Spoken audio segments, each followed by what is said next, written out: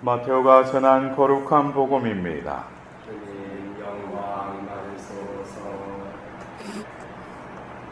그때 헤로데 영주가 예수님의 소문을 듣고 시종들에게 그 사람은 세례자 요한이다. 그가 죽은 이들 가운데에서 되살아난 것이다.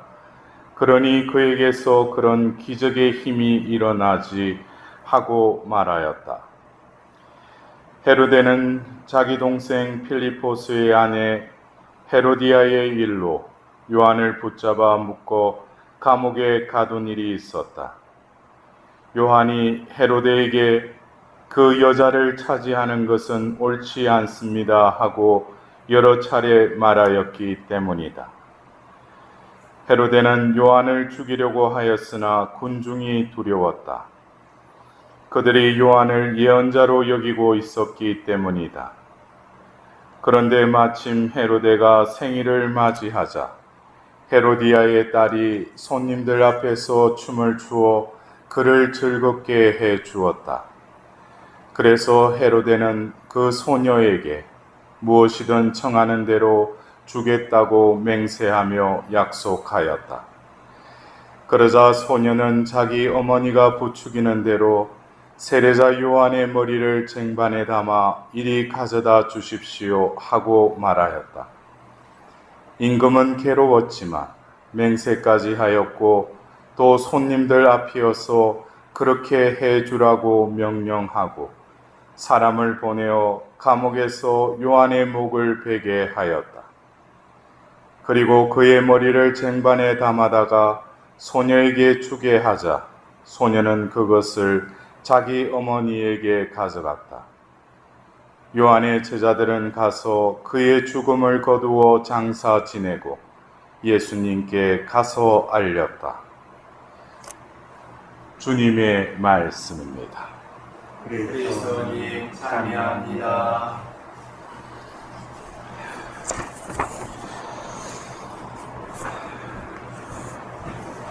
주님의 길을 곧게 내어라 라는 그 이사야의 그 말씀을 바로 때가 찾아 요한 세례자는 그 말씀을 이 땅에 이루기 위해서 우리가 루카 복음서를 보면 먼저 예수님의 그 탄생의 그 말씀 이전에 요한 세례자의 그 탄생 이야기를 담고 있습니다. 그것처럼 어쩌면 오늘 우리가 들었던 그 복음에 등장하는 요한 세례자, 여러분들도 루카 복음서를 보면 태어날 때부터 많은 이들이 요한 세례자의 그 탄생의 그 신비를 직간접적으로 목격했죠. 왜냐하면 그 어머니 엘리자벳이 늙은 나이에도 임신하였지 않습니까? 그래서 이웃 사람들은 이게 있을 수 없는 일인데 어떤 이 아이에 대한 어떤 하나님의 그 어떤 섭리, 하나님의 어떤 힘이 다 있음을 주변 사람들은 또 어느 정도는 감지를 하고 있었을 것입니다. 그러나 결국 스가랴가 그 아기의 이름은 요한이라고 석판에 적자 그 닫혔던 입이 열리면서 스가랴의 노래를 또 부르지 않습니까? 근데 그 요한 세례자의 그 탄생부터 하나님께서 개입하셨고 또 주위 사람으로 하여금 그 아기가 과연 어떻게 클지 다들 궁금해했을 것입니다. 근데 우리들도 어떤 아기가 나오면은 100일 때도 그렇고 돌 때도 그렇고 애가 잘 되기를 바라지 않습니까? 그죠? 근데 하나님의 심사, 하나님의 이끄심은 그토록 주님의 길을 곧게 내라는 그 구약의 그 예언자의 말씀을 바로 이 인물을 통해서 이루셨는데 결국 그의 삶은 특히 그 종말은 너무나 이게 우리가 예상 밖이었다는 거예요. 좀 뭔가 이 사람이 주님의 사자로서 뭔가 이 땅에서 하나님의 일을 또 형격히 업적을 남기면서 이렇게 추구가는 것을 사람들은 바랐을지도 모릅니다. 그러나 엉뚱하게 그 헤로데의 올바른 혼인 관계도 아닌 또 그 관계를 맺었던 그 헤로디아의 딸이 춤추면서 오늘 복음에는 이렇게 소상하게 나와 있지 않지만은 다른 복음서에서도 그 헤로데가 마음이 내키지 않았다고 그랬어요. 무엇이든지 청하라고 하자 그 어머니가 세례자 요한의 머리를 쟁반에 담아 이리 가져다 주십시오 하자 임금은 괴로웠지만 그렇게 하라고 이렇게 명령합니다. 어쩌면 그 요한 세례자의 그 죽음을 이렇게 바라보면서 아니 하느님께서 그 사람을 이렇게 선택하고 또 그를 이렇게 쓰시는데 왜 이렇게 끝이 왜 이렇게 끝나버리는가? 우리가 뭐 드라마로 따지면은 좀 뭔가 이렇게 하나님의 뽑으신 그 도구답게 뭔가 이렇게 빛을 내면서 그렇게 죽음을 당하는 것이 아니라 너무나 허무하게 그냥 쟁반에 그 딸의 그 간청에 어쩌면 무기력하게 죽어버리는 그의 어떤 목숨. 그리고 오늘 우리는 또 공교롭게 일독서에 예레미야 예언자가 하나님의 그 예언자로 부르심을 받고 결국 예언직을 수행하는데 끊임없이 반대에 부딪히죠. 심지어는 이제 오늘 그 독서의 말씀처럼 그를 사형에 처해야 한다고까지 그 위험은 고조되고 있습니다.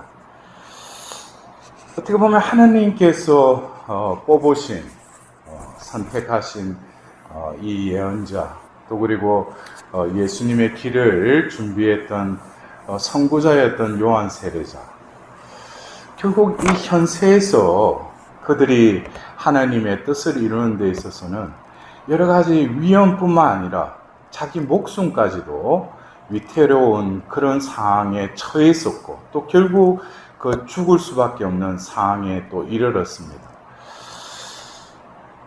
여러분들은 어떻습니까? 예수님을 따르고 그분을 우리가 구원자라고 믿는다면 여러분들이 생각하는 구원은 어떤 경지의 구원을 추구하고 계십니까? 구원이라는 것은 어떤 면에서는 조금 이렇게 협의적인 의미에서는 어떤 위험에 처했을 때 그것을 구해줬을 때 구원했다라고 합니다. 그래서 구약에 이스라엘 백성들에게 하나님은 구원자라는 그 이미지는 어떻게 박혀 있었냐면은 바로 그들을 이집트의 노역에서 구하셔서 홍해바다를 건너게 하셔서 해방시키신 그것이 자기들을 구원해 주신 구원자라고 생각했던 것이죠. 그리고 우리가 구약의 여러 역사를 보면 어떻습니까? 하나님의 도우심으로 기도로 그 당해낼 수 없는 적군을 또 처이겼을 때 그때도 하나님께서 우리를 구원하셨다라고 이렇게 여겼을 것입니다.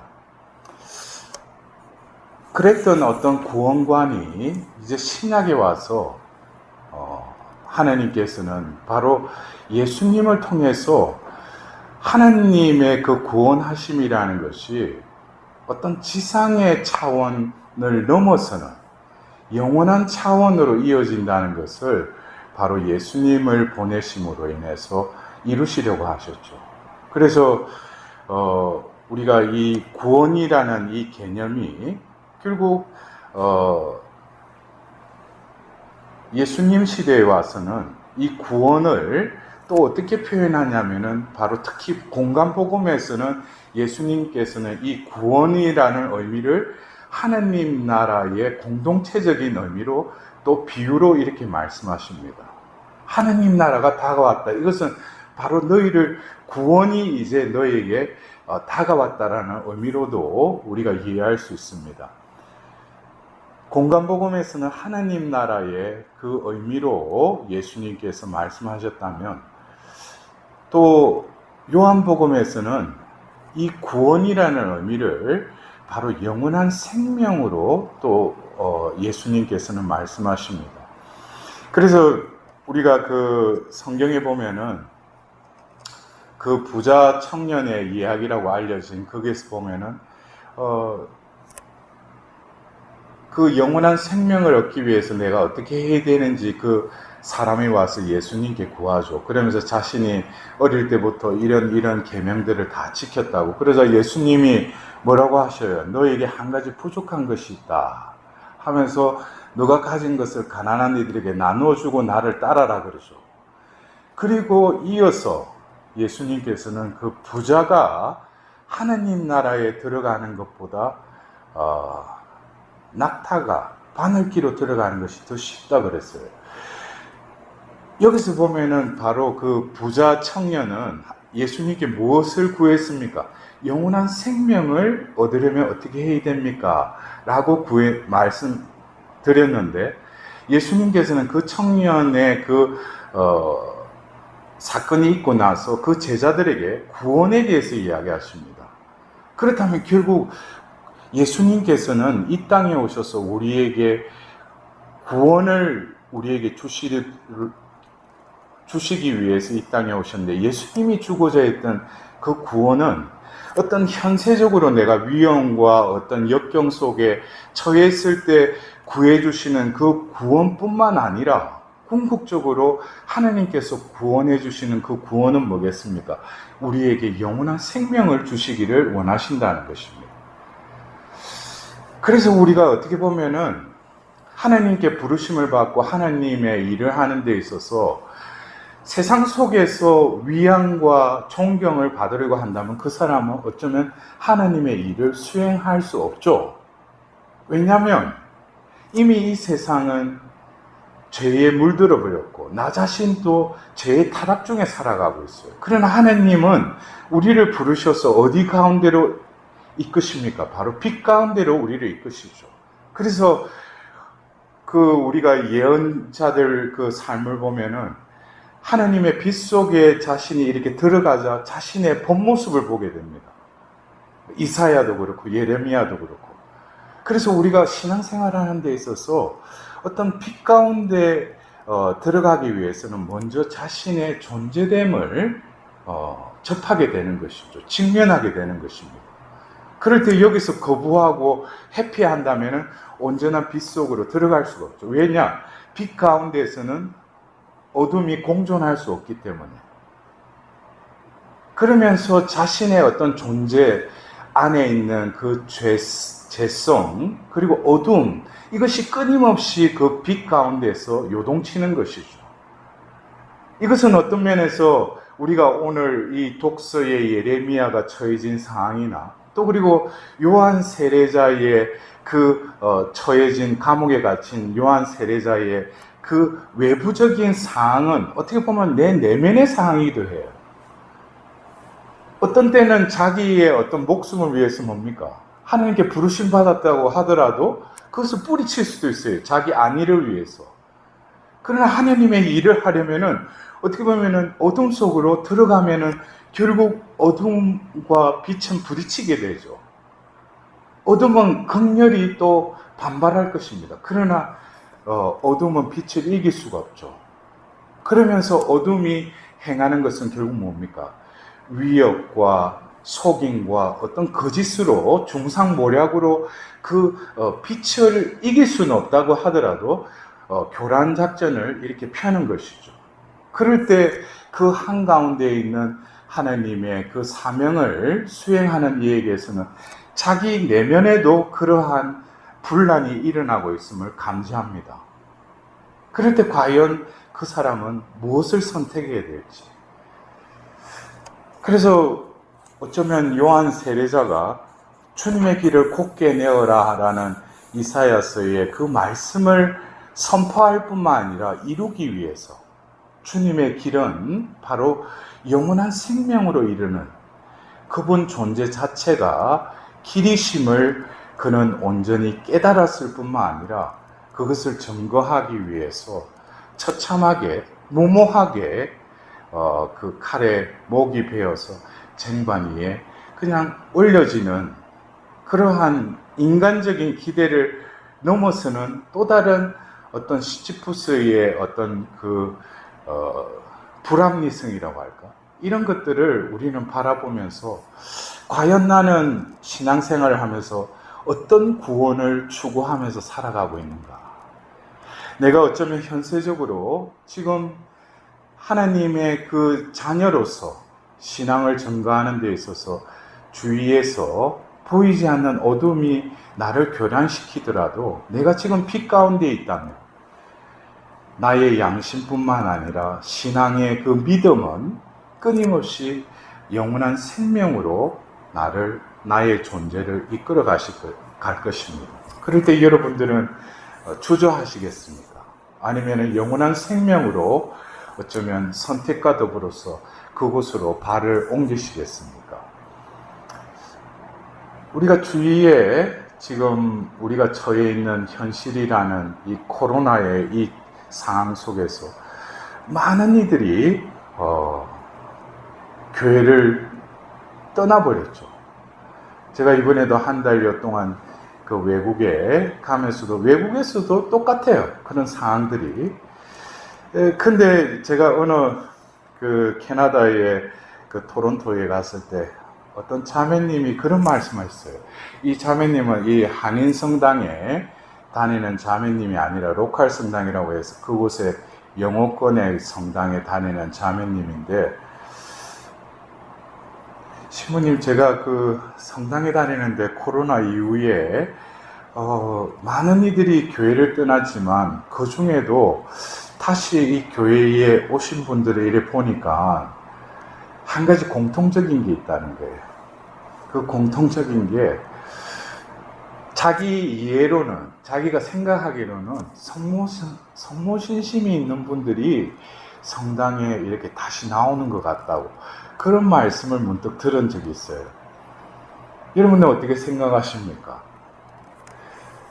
어쩌면 우리가 이런 어려움 속에서도 영원한 생명을 위해서 우리의 힘으로, 우리의 의지로는 할 수 없지만 성모님의 그 피앗으로 우리가 살아간다면 이미 우리는 영원한 생명으로 나아가고 있는 것이 아닌가 싶습니다. 성모님의 그 수태고지 때 있을 수 없는 자신의 위협과 죽음 가운데서도 피앗을 발하지 않았습니까? 우리들도 어쩌면 이 어려운 환경 속에서 오늘 일독서의 예레미야 예언자처럼 또 오늘 복음의 요한 세례자처럼 우리도 그들처럼 빛으로서의 삶을 살아가야 되지 않는가. 그렇다면 오늘 무더위가 기승을 부리는 이때에 어쩌면 하나님께서 그 빛을 발하지 못하게끔 나를 덮씌우고 있는 대박이 있다면 주님의 자비로 그 대박을 치워주시고 원래 나의 존재인 세상의 빛으로서